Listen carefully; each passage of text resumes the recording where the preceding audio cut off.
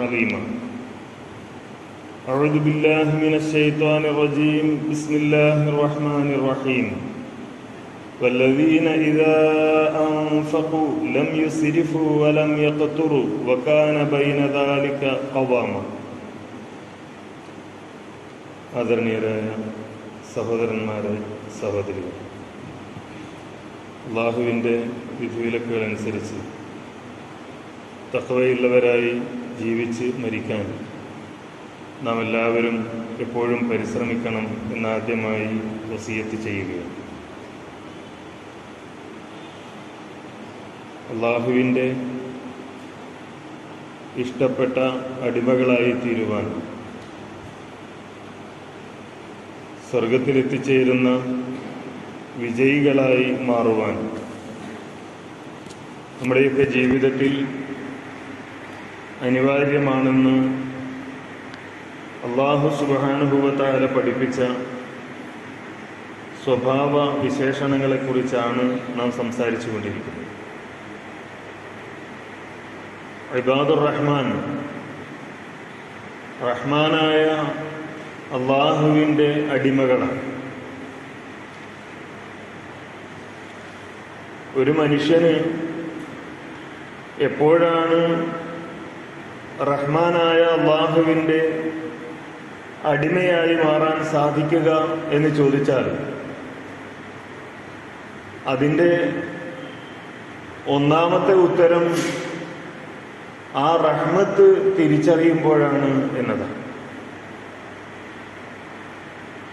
അല്ലാഹു നൽകിയ അനുഗ്രഹങ്ങളെക്കുറിച്ച് തിരിച്ചറിയുമ്പോഴാണ്, ബോധമുണ്ടാകുമ്പോഴാണ് അല്ലാഹുവിന് നന്ദി രേഖപ്പെടുത്തുവാനും അവന് കീഴൊതുങ്ങി ജീവിക്കുവാനും നമുക്ക് സാധിക്കുന്നത്. അല്ലാഹു ചെയ്ത ആ നിഅമത്തുകളുടെ, അനുഗ്രഹങ്ങളുടെ, റഹ്മത്തുകളുടെ, നമ്മോട് കാണിക്കുന്ന കാരുണ്യത്തിന്റെ കൂട്ടത്തിൽ ഏറ്റവും പ്രധാനപ്പെട്ട ഒന്നാണ് മനുഷ്യൻ അല്ലാഹു സമ്പത്ത് നൽകി എന്നത്. ഇബാദുർ റഹ്മാനിന്റെ കൂട്ടത്തിൽപ്പെട്ട ഒരാൾ ആ അല്ലാഹുവിന്റെ റഹ്മത്തെ തിരിച്ചറിഞ്ഞുകൊണ്ട് എങ്ങനെയാണ് സമ്പത്തിനോട് നിലപാട് സ്വീകരിക്കേണ്ടത്, അല്ലാഹു അവന് നൽകിയ സമ്പത്ത് എങ്ങനെയാണ് അവൻ കൈകാര്യം ചെയ്യേണ്ടത് എന്നതിന്റെ ഒരു അടിസ്ഥാന തത്വം ഈ വചനത്തിലൂടെ അല്ലാഹു പഠിപ്പിക്കുകയാണ്. വല്ലദീന ഇദാ അൻഫഖു, ഈ ഇബാദുർ റഹ്മാന്റെ കൂട്ടത്തിൽപ്പെട്ട ആളുകൾ ചെലവഴിക്കുകയാണെങ്കിൽ ലം യുസ്രിഫു, അവർ അമിതമായി അത് ചെലവഴിക്കുകയില്ല. വലം യഖ്തുറു, അവരത് പിശുക്കി പിടിക്കുകയുമില്ല. വകാന ബൈന ദാലിക ഖവാമ, ഈ രണ്ടിനുമിടയിലുള്ള മിതമായ മാർഗം സ്വീകരിക്കുന്നവരായിരിക്കും വിശ്വാസികൾ എന്നാണ് അല്ലാഹു സുബ്ഹാനഹു വ തആല പറയുന്നത്. സമ്പത്ത് അല്ലാഹുവിൻ്റെതാണ് എന്ന് തിരിച്ചറിയുന്നവനാണ് വിശ്വാസി. നമ്മൾ പലപ്പോഴായി സാമ്പത്തിക വിഷയങ്ങൾ പറയുമ്പോഴൊക്കെ നമ്മളുടെ മനസ്സിലുണ്ടാകേണ്ട ഏറ്റവും കൃത്യമായ ബോധത്തെക്കുറിച്ച് പറഞ്ഞിട്ടുണ്ട്. ഇത് അല്ലാഹുവിൻ്റെതാണ്. എന്റെ കഴിവുകൊണ്ടോ, എന്റെ ബുദ്ധി കൊണ്ടോ, എന്റെ മറ്റെന്തെങ്കിലും യോഗ്യതകൾ കൊണ്ടോ ഞാൻ നേടിയെടുക്കുന്നതല്ല. മറിച്ച് അല്ലാഹു നൽകിയ സമ്പത്താണിത്. അത് അല്ലാഹു പറഞ്ഞതുപോലെയാണ് ഉപയോഗിക്കേണ്ടത് എന്ന ബോധം കൃത്യമായി വിശ്വാസിയുടെ മനസ്സിലുണ്ടാകേണ്ടതുണ്ട് എന്ന് നാം എപ്പോഴും പറയാറുണ്ട്. വിശുദ്ധ ഖുർആൻ പറഞ്ഞത് നമ്മൾ സൂചിപ്പിച്ചിട്ടുണ്ട്. ഈ ആയത്ത് മുന്നിൽ വെച്ചുകൊണ്ട് നാം നമ്മെക്കുറിച്ചൊന്ന് ആലോചിച്ചു നോക്കുക. ജനനം മുതൽ മരണം വരെ ഒരു മനുഷ്യന്റെ ജീവിതത്തിൽ അല്ലാഹുവിന്റെ ഈ കൽപ്പന ലംഘിക്കുന്ന എന്തൊക്കെ ആചാരങ്ങളാണ് നടന്നുകൊണ്ടിരിക്കുന്നത്. ധൂർത്തിന്റെയും പൊങ്ങച്ചത്തിന്റെയും വേദികൾ ഒരു ഭാഗത്ത് രൂപപ്പെട്ടുകൊണ്ടിരിക്കുന്നു. മറുഭാഗത്ത് മനുഷ്യൻ സ്വാർത്ഥനായി, പിശുക്കനായി മാറിക്കൊണ്ടിരിക്കുന്നു. ഇത് രണ്ടും നമ്മുടെ സമൂഹത്തിൽ നമുക്ക് കാണാം. ഈ ആയത്ത് വിശദീകരിച്ചുകൊണ്ട് ഇമാം ഇബ്നു കസീർ റഹിമഹുല്ലാഹ് പറയുന്നത് കാണാം. ഐ ലൈസു ബിമുബദ്ദിരീന ഫീ ഇൻഫാഖിഹിം ഫയസ്രിഫൂന ഫൗഖൽ ഹാജ, അവര് ഇബാദുർ റഹ്മാൻ എന്ന് പറയുന്നത് സമ്പത്ത് ചെലവഴിക്കാതെ പിശുക്കി വെക്കുന്നവരല്ല, അതേപോലെ ആവശ്യത്തിൽ അപ്പുറത്തേക്ക് ചെലവഴിക്കുന്നവരല്ല. വലാ ബുഖലാ അലാ അഹ്ലിഹിം ഫയക്സുറൂന ഫീ ഹഖ്ഹിം ഫലാ യക്ഫൂനഹും. തങ്ങളുടെ മക്കൾക്ക് നൽകേണ്ടത് നൽകാതെ, ഭാര്യമാർക്ക് നൽകേണ്ടത് നൽകാതെ, സമൂഹത്തിന് നൽകേണ്ടത് നൽകാതെ, സക്കാത്ത് നൽകാതെ, സദഖ നൽകാതെ, പാവങ്ങൾക്ക് വേണ്ടി ചെലവഴിക്കാതെ തടഞ്ഞു വെക്കുകയും പിടിച്ചു വെക്കുകയും ചെയ്യുന്ന ആളുകളല്ല അവർ.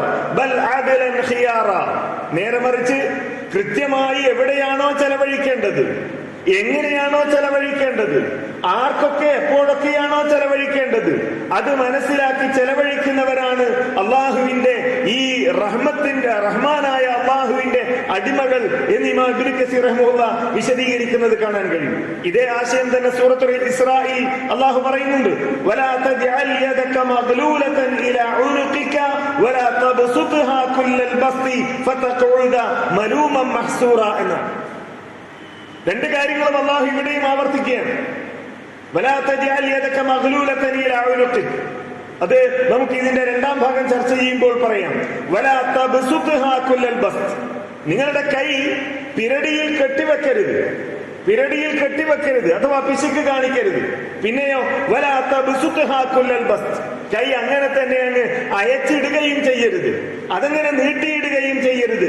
ഫതഖഉദ മലൂമൻ മഹ്സൂറ, രണ്ടായാലും നിങ്ങൾ ആക്ഷേപിക്കപ്പെടും, നിങ്ങൾ നട്ടക്കാരായി പോകും, സങ്കടപ്പെടേണ്ടി വരും എന്നാണ് അല്ലാഹു സുബ്ഹാനഹു വ തആല പറയുന്നത്. ഇത് രണ്ട് ചെയ്താലും നിന്ദിതരാകും നിങ്ങൾ, നിന്ദ്യരായി മാറും നിങ്ങൾ, അതേപോലെ തന്നെ സങ്കടപ്പെടുന്ന ആളുകൾ, വിഷമിക്കുന്ന ആളുകളായി നിങ്ങൾ മാറും എന്ന് അല്ലാഹു സുബ്ഹാനഹു വ തആല പറയുന്നു. നബി സല്ലല്ലാഹു അലൈഹി വസല്ലമ പറഞ്ഞതായി ഇമാം തിർമിദി ഉദ്ധരിക്കുന്ന ഒരു റിപ്പോർട്ട് നമുക്ക് കാണാൻ കഴിയും. ലാ തസൂലു ഖദമ അബ്ദിൻ യൗമൽ ഖിയാമ, ഖിയാമത്ത് നാളിൽ ഒരടിമയുടെയും ഒരടി മുന്നോട്ട് വെക്കാൻ കഴിയില്ല, ഒരടിമക്കും അയാളുടെ കാല് ഒരടി മുന്നോട്ട് വെക്കാൻ കഴിയില്ല. ഹത്താ യുസ്അല അൻ ഉംരിഹി ഫീമാ അഫ്നാഹു, അയാളുടെ പ്രായം, ആയുസ് അയാൾ എന്തിന് ചെലവഴിച്ചു എന്ന് മറുപടി പറയാതെ, വൻ ഇൽമിഹി ഫീമാ ഫഅൽ, അയാളുടെ അറിവ് എന്തിനൊക്കെ അയാൾ ഉപയോഗപ്പെടുത്തി, എന്തൊക്കെ അയാളുടെ ജീവിതത്തിൽ പകർത്തി എന്നതിന് മറുപടി പറയാതെ, വൻ മാലിഹി മിൻ ഐന ഇക്തസബഹു വഫീമാ അൻഫഖഹു. നമ്മൾ പറയുന്നുണ്ടല്ലോ, നമ്മൾ വിചാരിക്കുന്നുണ്ടല്ലോ ഇതൊക്കെ ഞാൻ ഉണ്ടാക്കിയതാണ്, എന്റെ ജോലി കൊണ്ട് എനിക്ക് കിട്ടിയതാണ്, അല്ലെങ്കിൽ എന്റെ ആ തന്ത്രം കൊണ്ടാണ് എനിക്കവിടെ അതൊരു വലിയ ബിസിനസ്സായി മാറ്റുവാൻ കഴിഞ്ഞത്, എന്റെ ബുദ്ധിയാണ്, എന്റെ യുക്തിയാണ്, എന്റെ ആസൂത്രണമാണ് എന്നൊക്കെ നമ്മൾ വിചാരിക്കുന്നുണ്ടല്ലോ. അള്ളാഹു പറയുന്നു, അള്ളാഹുവിന്റെ റസൂല് പഠിപ്പിക്കുന്നു, ഒരടിമ പരലോകത്ത് നിന്ന് കാല് ഒരടി മുന്നോട്ട് വെക്കണമെങ്കിൽ വഅൻ മാലിഹി മിൻ ഐന ഇക്തസബഹു വഫീമാ അൻഫഖഹു, എവിടുന്നാണ് ഈ പണം ഉണ്ടാക്കിയത്, എങ്ങനെയാണ് അത് ചെലവഴിച്ചത് എന്ന് മറുപടി പറയാതെ മുന്നോട്ട് പോകാൻ കഴിയില്ല എന്നാണ്. ഈ ഒരു ബോധമാണ് സമ്പത്തിനെ കുറിച്ച് ഒരു വിശ്വാസിയുടെ മനസ്സിൽ ഉണ്ടാകേണ്ടത് എന്നർത്ഥം. നമ്മൾ ആലോചിച്ച് നോക്കുക, ജീവിതത്തിന്റെ ഒരുപാട് ഉദാഹരണങ്ങൾ, ഒരുപാട് മേഖലകൾ എല്ലാം മാറ്റിവെക്കുക. ഒരു മേഖല മാത്രം എടുത്തു നോക്കൂ, നമ്മളുടെ ഇന്നത്തെ സമൂഹത്തിൽ വിവാഹരംഗം മാത്രം എടുത്ത് പരിശോധിക്കൂ. വിവാഹരംഗം മാത്രം എവിടം മുതൽ തുടങ്ങുന്നു പൊങ്ങച്ചവും അതേപോലെ അമിതവ്യയവും ധൂർത്തുമൊക്കെ തോന്നിവാസങ്ങളുടെ, വൃത്തികേടുകളുടെ കൂത്തരങ്ങായി മാറുകയാണ്. ഒരു പെൺകുട്ടിയെ കാണാൻ ചെല്ലുന്നത് മുതൽ നോക്കൂ, 1,00,000 രൂപയുടെ മുട്ടായിയുമായാണ് ഒരു പെണ്ണിനെ ഒരു പയ്യൻ കാണാൻ പോയത് എന്ന് പറഞ്ഞാൽ നമ്മുടെ സമൂഹത്തിൽ ഇന്നത്തെ ഒരു അത്ഭുതമല്ല. നമ്മളുടെയൊക്കെ അയൽപ്പക്കങ്ങളിൽ നടന്നുകൊണ്ടിരിക്കുന്നു. അത് ആരാണിതുണ്ടാക്കിയത്? ഏതോ ഒരു പണക്കാരൻ അയാളുടെ പൊങ്ങച്ചം കാണിക്കാൻ വേണ്ടി തുടങ്ങി വെച്ച ഒരു സമ്പ്രദായം, അത് വീടും പറമ്പും പണയം വെച്ച് കല്യാണം നടത്തുന്നവൻ വരെ അനുകരിക്കുകയും അതിന്റെ പിന്നാലെ നടന്നുകൊണ്ടിരിക്കുകയും ചെയ്യുന്നു.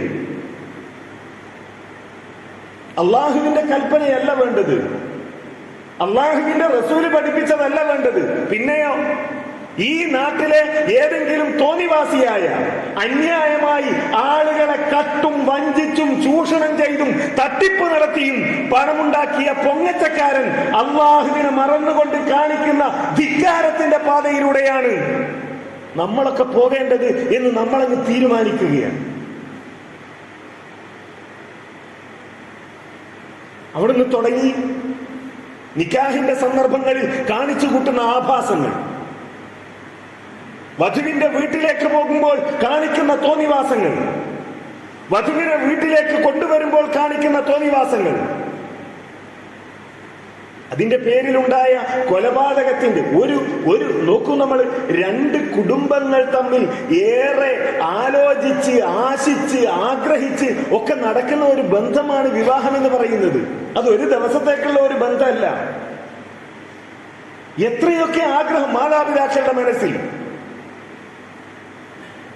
ആ സന്ദർഭത്തെയാണ് ബോംബെറിയാനും കത്തിക്കുത്ത് നടത്താനും തോന്നിവാസം നടത്താനുമുള്ള വേദിയായി ആളുകൾ ഉപയോഗിച്ചുകൊണ്ടിരിക്കുന്നത്.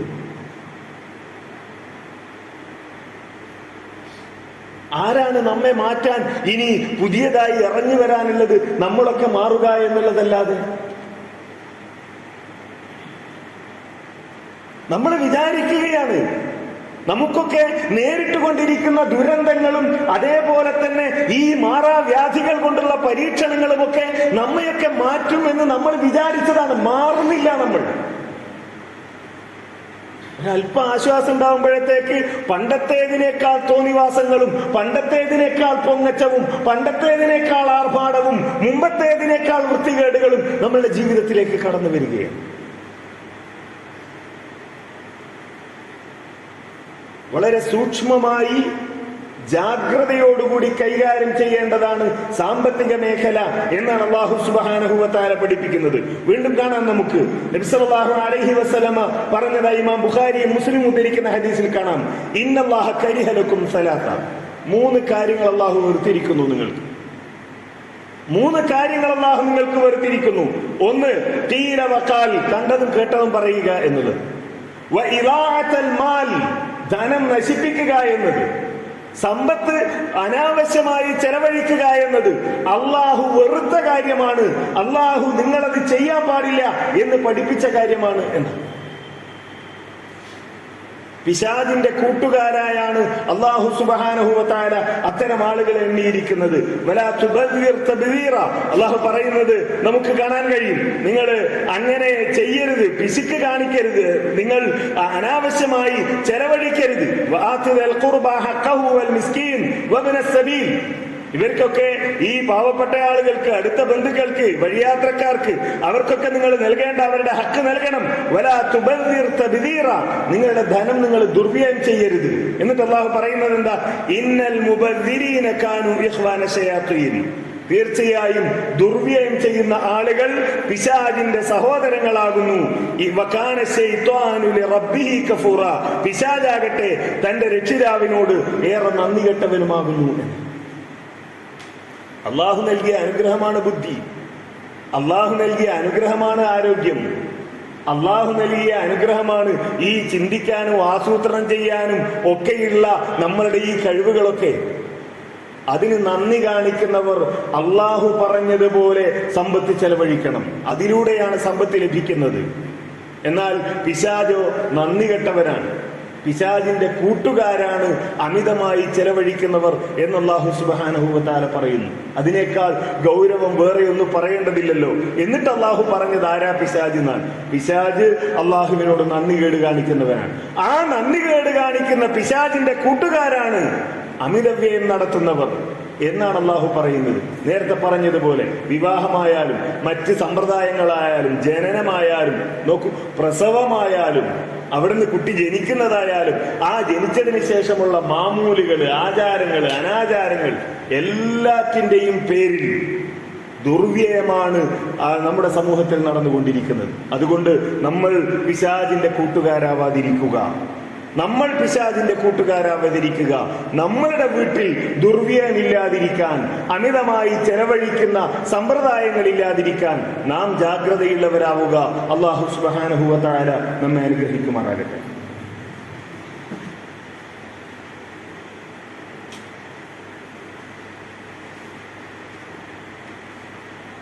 അൽഹംദുലില്ലാഹ് അല്ലദീ ഹദാനാ ലിഹാദാ വമാ കുന്നാ ലിനഹ്തദിയ ലൗലാ അൻ ഹദാന അല്ലാഹ്. يا أيها الذين آمنوا اتقوا الله حق تقاته ولا تموتن إلا وأنتم مسلمون. സഹോദരന്മാരെ, സഹോദരികൾ, അള്ളാഹുവിൻ്റെ വിധിവിലക്കുകൾ അംഗീകരിച്ച് തഖ്വയുള്ളവരായി ജീവിച്ച് മരിക്കാൻ നാം എല്ലാവരും പരിശ്രമിക്കണം എന്നൊരിക്കൽ കൂടി വസിയത്ത് ചെയ്യുകയാണ്. ഈ ആയത്തിൻ്റെ രണ്ടാമത്തെ ഭാഗത്ത് അള്ളാഹു പറയുന്നത് വലം യഖ്തുറു എന്നാണ്. പിശുക്ക് കാണിക്കുന്നവരല്ല അവർ. ഒന്നാമത് പറഞ്ഞു, അവർ അമിതമായി ചെലവഴിക്കുന്നവരല്ല, ദുർവ്യയം കാണിക്കുന്നവരല്ല. എന്നാൽ ദുർവ്യയം കാണിക്കരുത്, അമിതമായി ചെലവഴിക്കരുത് എന്ന് പറയുന്നതിൻ്റെ അർത്ഥം ചെലവഴിക്കരുത്, പിശുക്ക് കാണിക്കണം എന്നാണോ? അല്ല. വലാ തഖ്തുറു, അവരമിതമായി വലം യഖ്തുറു, അവര് അമിതമായി ചെലവഴിക്കുന്ന ആളുകളല്ല. നേരത്തെ നാം മനസ്സിലാക്കിയ സൂറത്തുൽ ഇസ്രായേൽ ആയത്തിൽ വലാ തജ്അൽ യദക മഗ്ലൂലതൻ ഇലാ ഉനുഖിക്, കൈകൾ പെരടിയിലേക്ക് കെട്ടിവെക്കരുത് എന്നാണ് അള്ളാഹു പറയുന്നത്. അതിങ്ങനെ പെരടിയിൽ കെട്ടിവെക്കാനല്ല, ഞാൻ ഉണ്ടാക്കിയ സമ്പത്ത് എനിക്ക്, എന്റെ ഭാര്യക്ക്, അവർക്ക്, അല്ലെങ്കിൽ എന്റെ മക്കൾക്ക്, എന്റെ കുടുംബത്തിന്, അവർക്ക് സന്തോഷപൂർവ്വം ജീവിക്കാൻ വേണ്ടി മാത്രം, അതിനപ്പുറത്ത് ചെലവഴിക്കാനുള്ളതല്ല എന്ന് വിചാരിക്കാനുള്ളതല്ല പണം. അത് നിങ്ങളുടെ പെരടിയിൽ കെട്ടിവെക്കാനുള്ളതല്ല. നബി സല്ലല്ലാഹു അലൈഹി വസല്ലമ പറഞ്ഞതായി ഇമാം അബൂ ദാവൂദ് ഉദ്ധരിക്കുന്ന ഹദീസിൽ കാണാം, ഇയ്യാകും വശുഹ്, നിങ്ങൾ പിശുക്കിനെ സൂക്ഷിക്കുക.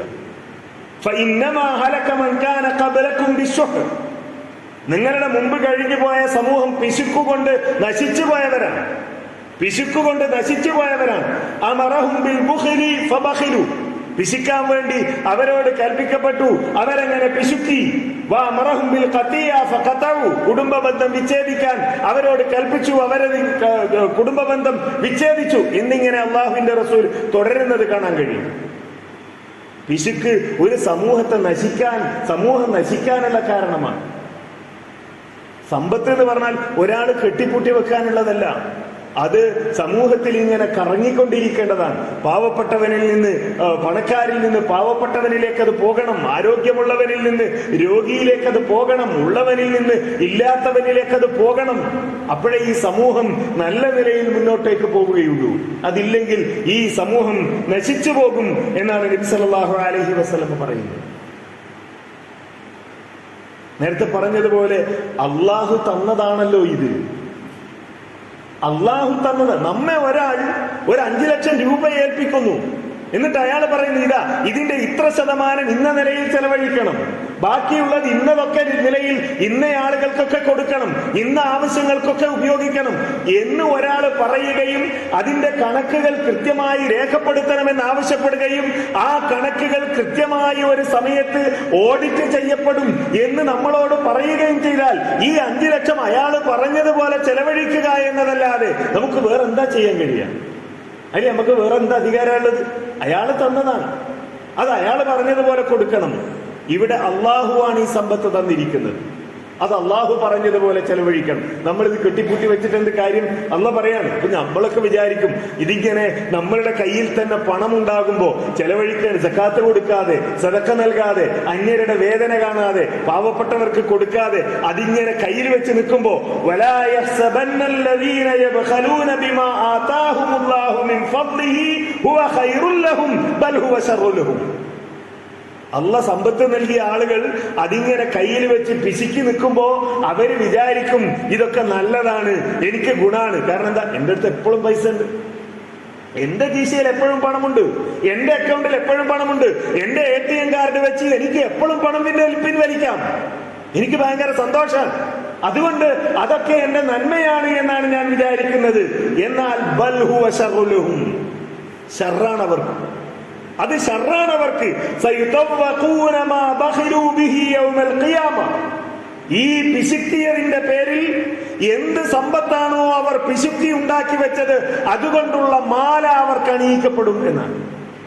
നരകത്തിൽ വെച്ച് അതിന്റെ മാല അണിയിക്കപ്പെടും. ഈ ഉണ്ടാക്കി വെച്ചതൊന്നും ഗുണമല്ല, അതിന്റെ ഭാരം പേറി, അതിന്റെ ചൂട് പേറി പരലോകത്ത് അള്ളാഹുവിന്റെ മുമ്പിൽ നിലവിളിക്കേണ്ടി വരും നമ്മൾ എന്നാണ് അള്ളാഹു താക്കീത് ചെയ്യുന്നത്. അള്ളാഹു നമ്മെ കാത്തുരക്ഷിക്കുമാറാകട്ടെ.